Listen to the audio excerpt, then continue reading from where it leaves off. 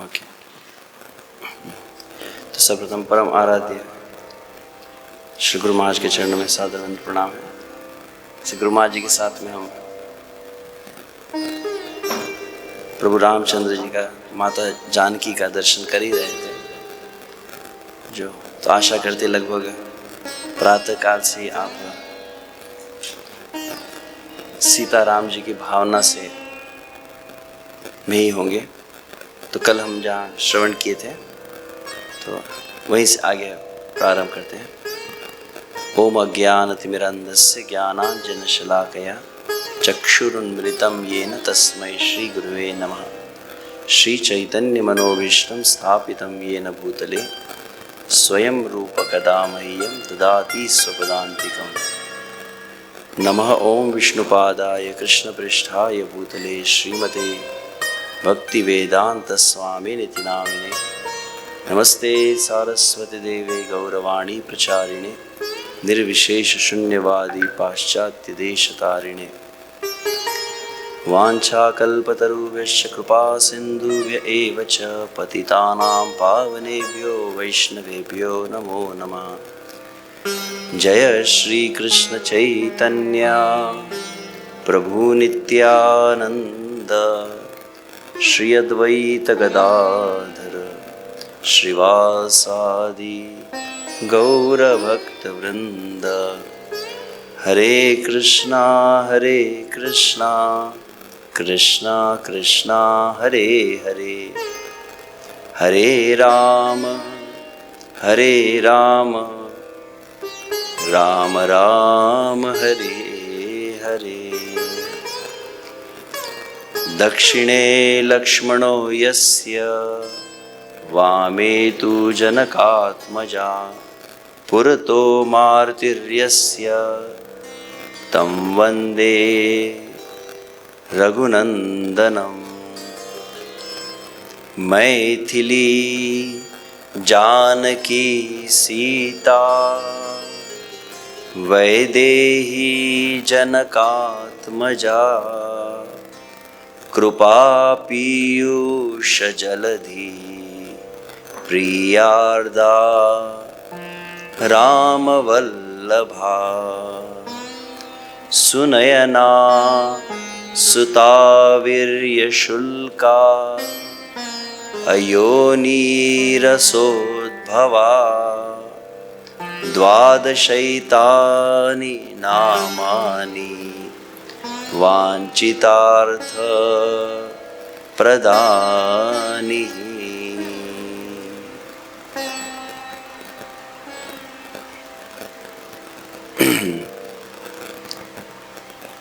आज अत्यंत पावन यह दिवस, माता सीता का आविर्भाव। श्रील प्रभुपाद जी हरे कृष्ण महामंत्र का उच्चारण के भावार्थ में इस बात को सदैव कहते हैं कि हरे कृष्ण महामंत्र का अर्थ क्या है। हरा अर्थात भगवान की अंतरंगा शक्ति, भगवान की आह्लादिनी शक्ति को प्रार्थना की जाती है कि हे हरा, कृपया मुझे भगवान की सेवा में नियोजित करें। जिस तरह से हम गुरु महाराज के मुख से भी श्रवण करते हैं, माम सेवा नियोज्य सेवा योग्यम कुरु। तो वहीं हरा अर्थात राधा रानी भी है। और अन्यत्र श्रील प्रभुपाद कहते कि जब हम हरे राम कहते हैं तो राम अर्थात कृष्ण भी है, राम अर्थात राधा रमण भी है, और राम अर्थात रामचंद्र भी है। तो जब राम शब्द का अर्थ में हम श्री रामचंद्र कहते तो वैसे ही हरा अर्थात श्रीमती राधा रानी और वहीं सीता मैया है। तो लगभग जैसे हम श्रीमती राधा रानी की महिमा को सुनते हुए भी इस बात को कहते हैं, बिना राधा प्रसादेन कृष्ण प्रसादन लभ्यते। उसी भांति श्रीमती राधा रानी की कृपा के बिना श्री कृष्ण की कृपा प्राप्त नहीं हो सकती। वैसे सीता महारानी की कृपा के बिना वास्तविक प्रभु रामचंद्र की कृपा भी प्राप्त नहीं हो सकती है। और माता जानकी की सेवा जब की है, माता जानकी का जब पता लगाया हनुमान जी ने, तब हनुमान जी प्रभु राम जी को अत्यंत प्रिय हुए हैं। इतने अधिक प्रिय हुए कि प्रभु रामचंद्र ने अपना गाढ़ आलिंगन प्रदान किया।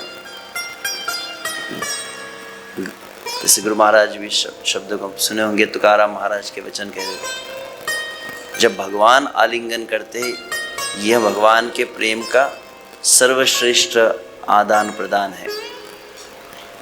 तो तुकाराम महाराज के शब्दों को जो महाराज स्मरण दिलाते, तुका मणे आई जेवी नूरे चीवे गड़ी, कि भगवान का आलिंगन जब प्राप्त हो जाए तो और कुछ शेष नहीं बचता।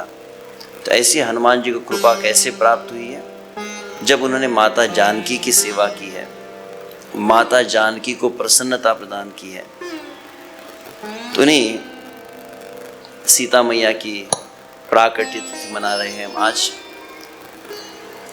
वैसे भारत में अत्यंत प्रचलित है, जब राम जी का उत्सव मनाया जाता है, रामनवमी, तो गोस्वामी तुलसीदास जी के वचनों को कहा जाता है, भय प्रगट कृपाला दीन दयाला कौशल्या हितकारी।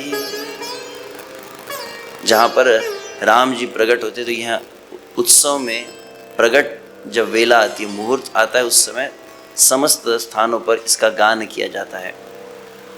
उसी भांति जब माता सीता प्रकट हुई तो उनकी भी बधाई गाई जाती है। भई प्रगट कुमारी भूमि विदारी जनहितकारी भयहारी अतुलित छवि भारी मुनि मनहारी जनक दुलारी सुकुमारी। बहुत सुंदर शब्द है, भई प्रगट कुमारी भूमि विदारी, भूमि को विदीर्ण करके भूमि से प्रकट हुई है। जनहितकारी भयहारी अतुलित छवि भारी मुनि मनहारी जनक दुलारी सुकुमारी। अद्भुत सौंदर्य है माता जानकी का, जो सौंदर्य है। प्रभु रामचंद्र जी के विषय में हम जानते हैं, राम जी कैसे हैं। राम जी के विषय में कहा जाता है, एक वाणी एक बाणी और एक पत्नी व्रत जिन धारण किया था। राम बाण कहा जाता ना, एक ही बाण उनका जो कभी विफल नहीं जाता। वैसे ही एक वाणी रघुकुल रीत सदा चली आई, प्राण जाए पर वचन न जाए। तो उसी भांति हम देखते हैं, एक वाणी एक वाणी और एक पत्नी।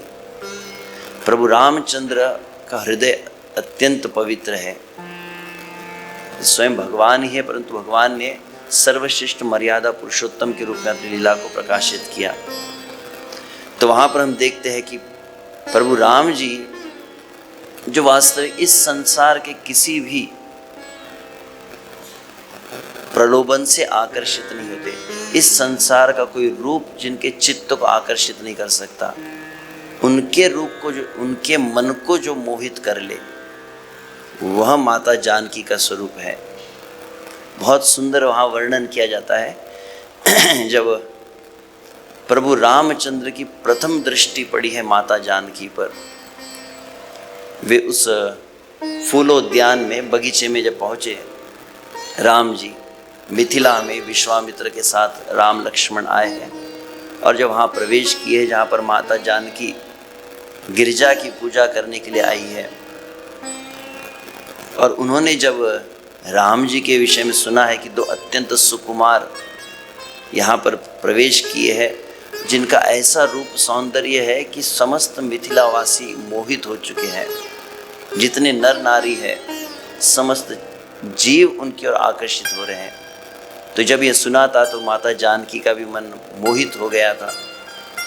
और तो अंततः माता जानकी जब प्रवेश करती है तो कैसा सुंदर रूप है उसका वर्णन किया जाता है। और उस रूप के ऊपर दृष्टि जब राम जी की रुकी है, शब्द बहुत ही सुंदर है। कंकण किंकिनी नुपुर धुनि सुनी, कहत लखन सन राम हृदय गुणी। मानहु मदन दुंदुबी दीन्ही, मनसा वस्व विजय कह कीनी। कंकण किंकिनी नुपुर धुनि सुनी।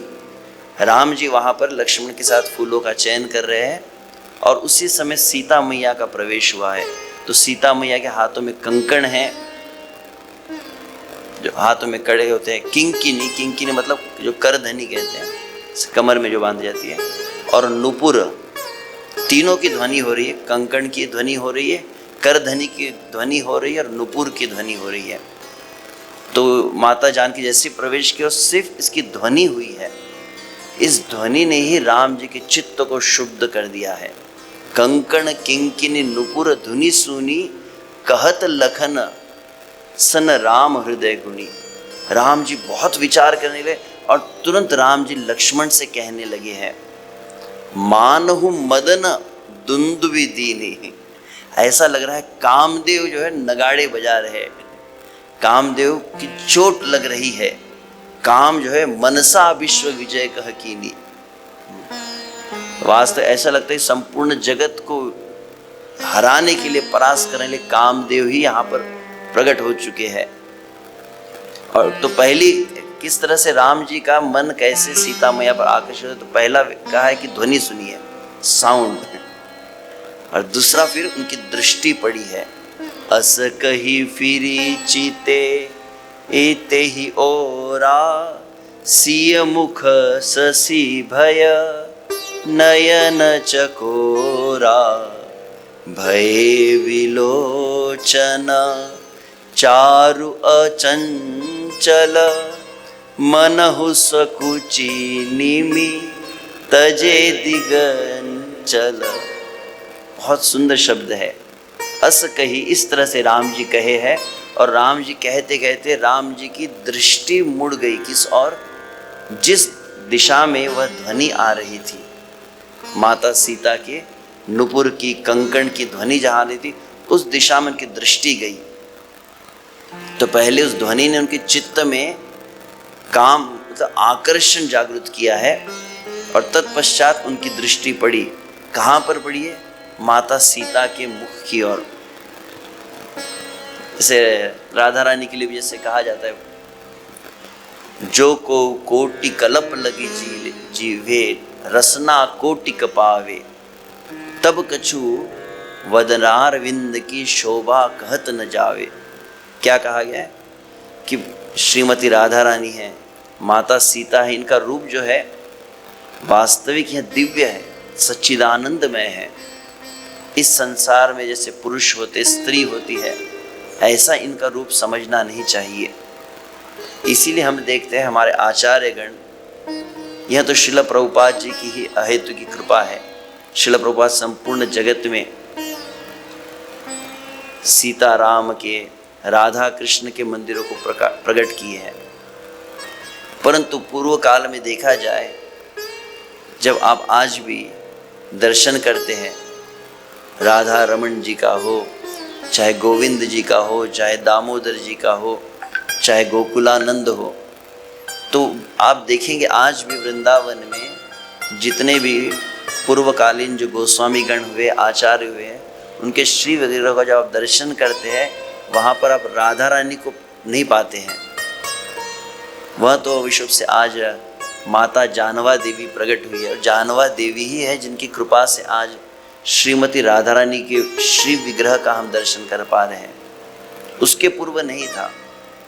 तो उसके पूर्व आप देखते हैं अधिकांश स्थानों पर क्या था, तो बोले कि श्री कृष्ण ही थे, और राधा रानी के स्वरूप को, माता जानकी के स्वरूप को नहीं रखा जाता है सेवा में।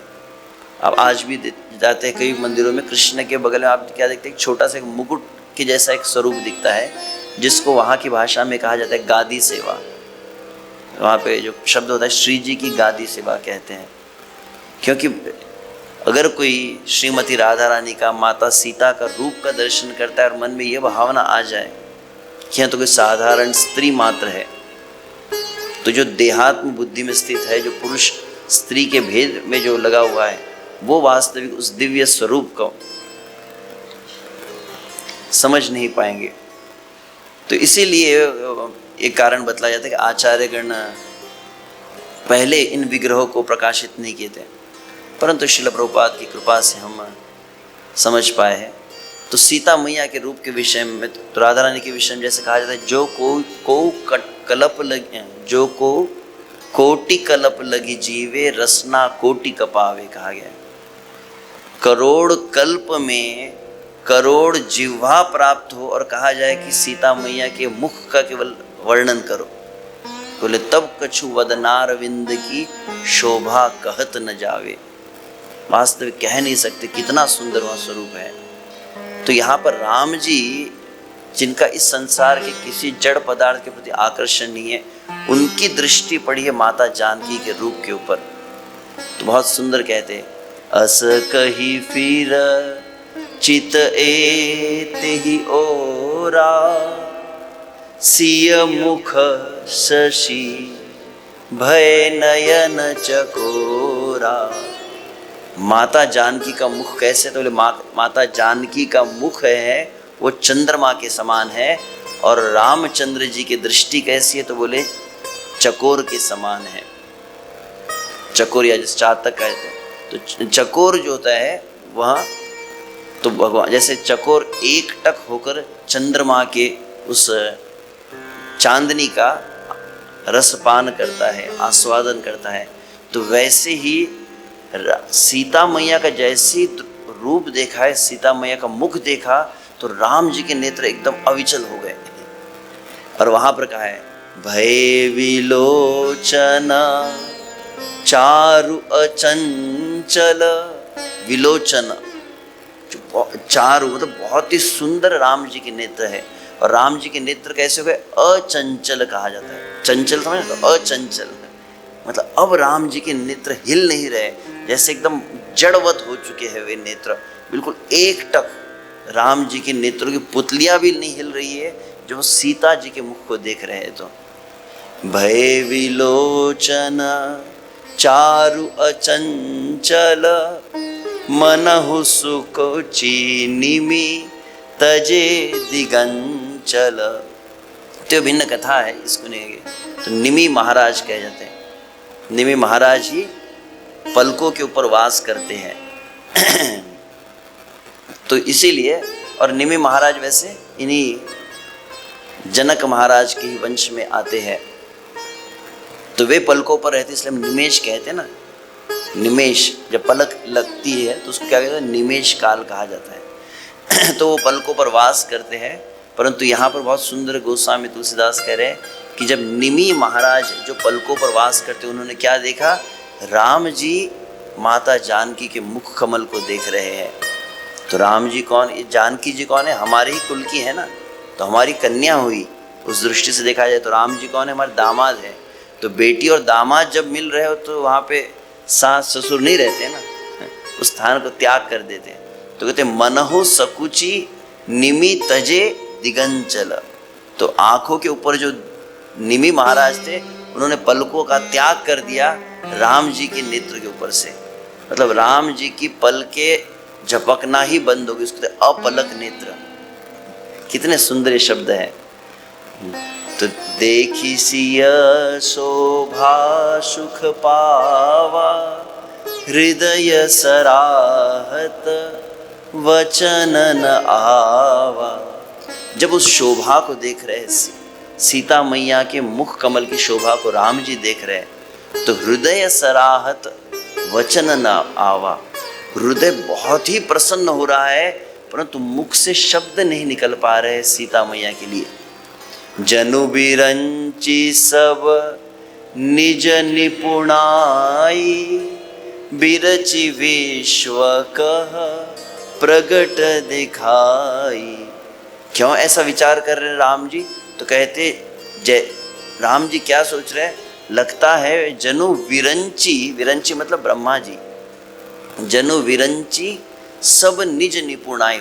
उनका जितना एक्सपर्टीज था, ब्रह्मा जी का जितना कौशल्य था सृष्टि रचना करने का, ब्रह्मा जी ने अपनी पूरी शक्ति लगा दी, अपने सभी प्रकार के कौशल समस्त ऐश्वर्य को एक साथ लगा दिया। बिरचि विश्व कहाँ प्रगट दिखाई। तो संसार में ऐसा रूप ही नहीं बना जैसा रूप माता जानकी का है, ये राम जी सोच रहे हैं। सुंदरता कहूँ सुंदर करई, छवि गृह दीप शिखा जनु बरई। सुंदरता कहूँ सुंदर करई, सीता मैया का जो रूप सौंदर्य है कितना सुंदर है कि सुंदरता को भी सुंदर कर दे। सुंदरता की पराकाष्ठा जो है वो माता जानकी का स्वरूप है। छवि गृह दीप शिखा जनु बरही। जैसे मान लीजिए कि घर में कोई सुंदरता ही एक दीपक के रूप में जल रहा है, तो मतलब इसका अर्थ क्या हुआ? सुंदरता के कमरे में दीपक जलने का तो वास्तविक इस जगत में जितना सौंदर्य है उसकी तुलना अंधेरे से की गई है। मतलब असली आज जो प्रकाश उदित हुआ है, सौंदर्य का प्रकाश इस जगत ने कोई देखा है राम जी की दृष्टि से, वो है सीता मैया का मुख कमल। सब उपमा कवि रहे जुठारी, के ही पट तरु विदेह कुमारी।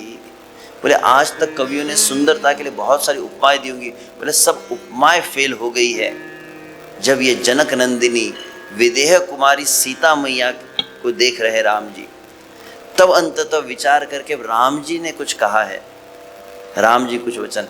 हालांकि मैं कहना कुछ आगे वाला प्रसंग चाहता था, अचानक इस कुछ चौपाई के ऊपर जब दृष्टि पड़ गई तो मन यहीं पर रुक गया है। कहने वाला था कुछ आगे माता जानकी के विषय में, परंतु बहुत सुंदर ये वचन है। तो थोड़ा भी भाव यदि माता जानकी का हमारे हृदय में जागृत हो सके, राम जी जिस रूप को देख रहे हैं, राम जी की दृष्टि से हम माता जानकी के रूप को समझने का प्रयास कर रहे हैं। सिय शोभा हिय बरनी प्रभु, आपनी दशा विचारी। बोले शुचि मन अनुज सन, वचन समय अनुहारी।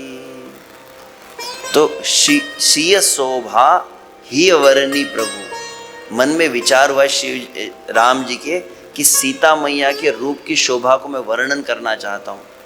आपनी दशा विचारी, अपनी क्या दशा हो रही है, राम जी की कैसी हालत हो रही है माता जानकी को देखकर। बोले शुचि मन, तो राम जी का मन कैसा है? राम जी का मन ऐसा नहीं कि संसारी कोई काम आदि से पीड़ित हो, मन अत्यंत पवित्र है राम जी का। बोले शुचि मन अनुज सन, वचन समय अनुहारी। तो समय का अनुकूलता देखते हुए राम जी लक्ष्मण से कहने लगे हैं, तात जनक तनया यह सोई, धनुष यज्ञ जेहि कारण होई। ओ तात, हे लक्ष्मण, हे अनुज, जनक तनया यह सोई, यह तो जनक महाराज की कन्या ही दिख रही है जिसके लिए इतना विशाल धनुष यज्ञ यहाँ पर आयोजित किया गया है। और निसंदेह पूजन गौरी सखी लय आई, करत प्रकाश फिरई फुलवाई। अब मानो जान पड़ता है कि अपने सखियों के साथ में यह गौरी पूजन के लिए यहाँ पर आई है और वास्तविक इस उद्यान में आकर यह बहुत सुंदर प्रकाश आलोकित कर रही है। क्या कहूँ मैं, मतलब एक तरह से राम जी अपने भाई के सामने एकदम लज्जा का त्याग कर दिए, रह नहीं पा रहे वो वर्णन किए बिना। परंतु बहुत ही विशेष शब्द है ये, विचारणीय। राम जी जो कह रहे हैं, जासु बिलो की अलौकिक शोभा, सहज पुनीत मोर मनु शोभा। हे लक्ष्मण, यह सीता मैया का कैसा सौंदर्य है, अलौकिक, अद्भुत। इस संसार में अद्भुत मतलब ये भौतिक जगत से परे अत्यंत दिव्य ऐसा ये रूप है। सहज पुनीत मोर मन शोभा, मेरा मन अत्यंत पवित्र है। इसमें कोई अहंकार नहीं है। हम कह सकते हमारा मन बहुत पवित्र है, हमारा मन तो संसार के भोगों में रचा पचा हुआ है, अत्यंत अपवित्र अशुद्ध है हमारा मन। राम जी का मन एकदम पवित्र है। तो राम जी क्या कहते हैं, मोर पुनित मन। मेरा मन कैसा है, अत्यंत पवित्र है, परंतु वह पवित्र मन भी शुद्ध हो रहा है, अत्यंत वो एजिटेट हो रहा है, डिस्टर्ब हो रहा है, मोहित हो रहा है। सो सबु कारण जान विधाता, फरक ही सुभद अंग सुनु भ्राता।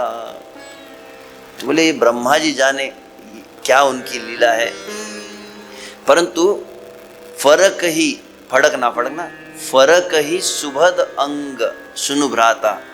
तो दाहिना अंग मेरा फड़क रहा है, मतलब कुछ शुभ या मंगल कारक चिन्ह है। सीता मतलब लव एट फर्स्ट साइट जिसे कह सकते हैं, इस संसार में कहते हैं। प्रगट लीला में राम जी जब पहली दृष्टि कर रहे हैं तो सीता मैया को देखते हुए बोले मेरे दाहिना अंग फड़क रहा है, मतलब मंगलकारी चिन्ह है। क्यों चिन्ह है? राम इस संसार में, इस संसार से वास्तविक तुलना की नहीं जाती। संसार के धरातल पर आना मतलब वास्तविक ये पूरी जो भाव है वो भंग हो जाएगा। संसार में लोगों का तो दृष्टि बहुत ही गिरी हुई है। संसार में लोग तो एकदम कूड़ा कचरा देखते हैं आजकल, और उसके प्रति भी मन में शोभ आदि आ जाता है। राम जी के विषय में ऐसा नहीं है। राम जी की बात तो दूर की है, संपूर्ण रघुकुल में कभी ऐसा नहीं हुआ। और इसलिए राम जी कहने लगे, रघुबंशी न कर सुहज सुभाऊ, मनु को पंथ पगु धरई न काऊ। क्या कहते हैं, कितने सुंदर वचन है राम जी के, कि हमारे रघुवंश की एक रीति है। रघुवंश में ये क्या हुआ है, रघुवंश में जिन्होंने जन्म लिया है, उस रघुवंश में जन्मे प्रत्येक मनुष्य का एक विशेष स्वभाव है, एक नेचुरल, उनमें एक प्राकृतिक एक गुण है। कौन सा स्वभाव है? मनु कुपंथ पगु धरई न काऊ। जिनका मन गलती से भी कभी कुमार्ग में नहीं जाता। व्यक्ति गलत कार्य करे, अधर्म वाले कार्य करे व्यक्ति, वो तो दूर की बात है, करनी नहीं, कथनी भी नहीं, अरे मन में संकल्प या विचार ही नहीं आते कुमार्ग के। कितना महान वह कुल है, शब्दों पर विचार किया जाए तो। मनु कुपंथ पगु धरई न काऊ। कभी गलत रास्ते में मन भी नहीं जाता है हमारा, पैर जाना तो बहुत दूर की बात है। और ऐसे कुल में हमारा जन्म हुआ है। इसीलिए मैं कह रहा हूं कि मेरा मन पवित्र है। कभी इस संसार के किसी स्त्री पर दृष्टि भी राम जी की नहीं गई है। वहां पर आप देखते हैं, जब कौन आई थी, शूर्पणखा आई थी नासिक में, राम जी के को मोहित करने के लिए। और राम जी को जब वो बार बार काफी कुछ प्रलोभन देने लगी, कहने लगी कि मैं अत्यंत सुंदरी हूँ, मैं तुम्हारे रूप से मोहित हो गई, तुमसे विवाह आदि करना चाहती हूँ। राम जी हालांकि शूर्पणखा को कुछ उत्तर दिए है, परंतु विशेष बात वहां पर क्या कही गई है कि राम जी की पूरी दृष्टि माता जानकी पर थी। शूर्पणखा को देखा नहीं, देख रहे वो जानकी जी को और बात कर रहे शूर्पणखा से। तो दृष्टि उन्होंने किसी संसार में कभी स्त्री पर रखी ही नहीं। तो वे कह रहे, मोहि अतिशय प्रतीति मन केरी, जे सपने हूँ पर नारी नहेरी। अरे जागृत में किसी स्त्री को देखना, राम जी कह रहे हैं स्वप्न में मैंने किसी अन्य पर नारी को देखा ही नहीं है। कैसे राम जी के भाव है, अन्य किसी वास्तविक, हमारा हृदय कितना पवित्र होना चाहिए यह केवल शब्दों से विचार कर सकते हैं। तो राम जी कह रहे स्वप्न में मैं कभी किसी पर नारी को देखता नहीं हूँ, और मेरी दृष्टि कहीं रुक रही है, मेरा मन जो पवित्र है वो आकर्षित हो रहा है निश्चित रूप से। यह मतलब लक्षण को मंगलकारी लक्षण दिख रहे हैं। और 3 प्रकार के मनुष्य संसार में अत्यंत विरला होते हैं। कौन से? जिनके लही न रिपुरन पीठी, नहीं पावहि परतीय मनु डीठी, मंगन लही न जिनके नाही, ते नरवर थोरे जगमाही। इस संसार में 3 प्रकार के मनुष्य अति दुर्लभ है। कौन से?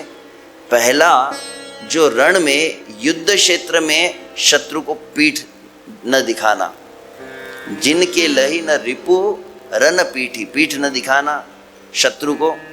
दूसरा कहा जाता है मन में मन और दृष्टि कभी किसी अन्य नारी पर न जाना, अत्यंत विरला है ये। आप क्या कहे, संसार में तो दृष्टि तो बहुत ही गिर चुकी है, मन का गिरना तो क्या कहा जाए, मतलब हम इतने नीचे गिर चुके कि ये उच्च धरातल के शब्द ही पकड़ में नहीं आ रहे। नहीं पावही परतीय मनु डीठी, मन भी पराई स्त्री को नहीं पकड़ता है, दृष्टि बहुत दूर की बात है। और तीसरा कहा गया मंगन लही न जिनके नाही, कि जिसके घर में अगर कोई दरिद्र व्यक्ति चला जाए तो बोले खाली हाथ कभी नहीं लौटता, मतलब कोई भी व्यक्ति, कोई याचक जिसके घर से खाली न जाए, ऐसे 3 अत्यंत विरला है। तो इस तरह से वहां पर वे कहे हैं, तो करत बत कही अनुज सन, करत बत कही अनुज सन, मनसीय रूप लोभान, मुख सरोज मकरंद छवि, करई मधुप इव पान। इस तरह से करही बत कही अनुज सन, ऐसी बातें कहने लगे हैं लक्ष्मण जी के साथ में राम जी। और क्या हुआ, मनसीय रूप लोभान, और मन पूरी तरह से लुप्त हो गया है सीता मैया के रूप की ओर। मुख सरोज मकरंद छवि, तो मुख कैसा है, कमल के समान है, और उनकी जो सौंदर्य है वो कैसे, जैसे कमल में मकरंद होता है, तो सीता मैया का जो मुख कमल है उसमें का जो सौंदर्य मकरंद है, करई मधुप इव पान। और राम जी के जो नेत्र है वो कैसे भौरे के जैसे उस रस को, सौंदर्य रस का पान कर रहे हैं। ऐसा वहां पर सुंदर यह वर्णन किया गया है। और तो आगे तब हरे कृष्ण, तो मैं इतने अगर इस गति से कहूँ तो मैं तो कथा ही नहीं कह पाऊंगा परंतु बहुत प्रत्येक शब्द बहुत मन को मोहने वाले हैं। तो ऐसे तो सीता मैया के सौंदर्य के विषय हमने सुना है, और सीता मैया का जो भाव है कितना सुंदर है। सीता मैया का भी जो अनन्यता थी कि राम जी ही मुझे प्राप्त हो, तो वहां पर बतलाया जाता है कि अंततः राम जी जब स्वयंवर में आए हैं, इन्होंने गिरिजा मैया से प्रार्थना की है कि मुझे, जिस तरह से रुक्मिणी मैया, हम सुनते कि रुक्मिणी मैया ने भी अंबिका से प्रार्थना की थी, जिस तरह से गोपियों ने कात्यायनी देवी से प्रार्थना की थी, वैसे ही माता जानकी माता गौरी से प्रार्थना करती है कि प्रभु राम जी मुझे प्राप्त हो। और वहां पर स्वयंवर हो रहा है, शिव जी का धनुष वहां पर रखा गया है, बड़े बड़े महारथी रावण आदि भी आए, सभी वहां पर अंततः हार गए, थक गए, कोई उसको थोड़ा सा भी हिला नहीं पाया है।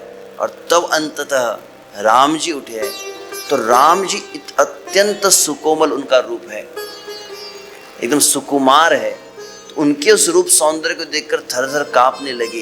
कौन, तो माता जानकी की जो माँ है सुनैना, वे भी भयभीत हो गई। और सीता मैया क्या सोचने लगी है, तो सीता मैया के भी वचन है वहां पर कि सीता मैया ने जब देखा तो उनकी आंखों से आंसू बहने लगे, राम जी उठ गए, और शिव धनुष, क्यों मेरे पिताजी ने शिव धनुष को रखा, क्यों ऐसी शर्त बनाई है। तो उनके बहुत सुंदर वचन है, वे कहती है, देखी देखी रघुबीर तन, देखी देखी रघुबीर तना, सुर मानव धरि धीर, भरे विलोचन प्रेम जल, पुलकावली शरीर।